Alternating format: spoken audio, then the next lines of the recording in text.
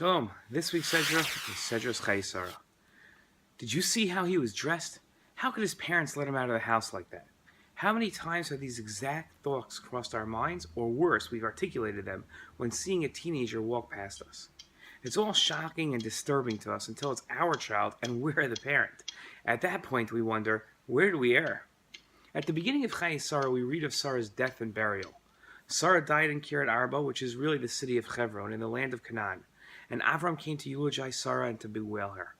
Avram arose from attending to Sarah and spoke to the people of Chet, the people that lived in that area, saying, I am a stranger and inhabitant in your land. Give me burial property with you so that I may bury my dead.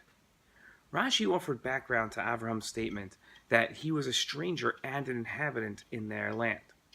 Rashi wrote, I am a stranger from another land, and I have settled among you here in this area. Consequently, I have no ancestral burial plot here. As a foreigner in this land, Avram had no place to bury Sarah. The question begs to be asked, why couldn't Avram simply bury Sarah among the people of Chet? Rabag explained that Jews bury their dead separately from Gentiles in order to demonstrate that our existence is not solely in this life, but we have an eternal existence as well. Just as we are different in this existence, we are also different in our eternal existence. The difference between the Jewish people and the Gentiles are the values of both communities. This was most apparent in Avram's lifetime. Avram was on one side of ethical monotheism, and the rest of the world was on the other.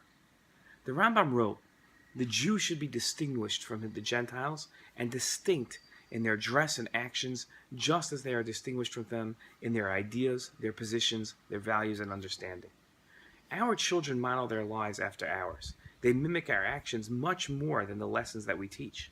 When we are aghast at how our children are dressed or behaved, and we blame ourselves, we should look inwardly and ask, how much do our own lives mirror the Gentile culture du jour around us, and how much do we ignore our traditional or more humble culture?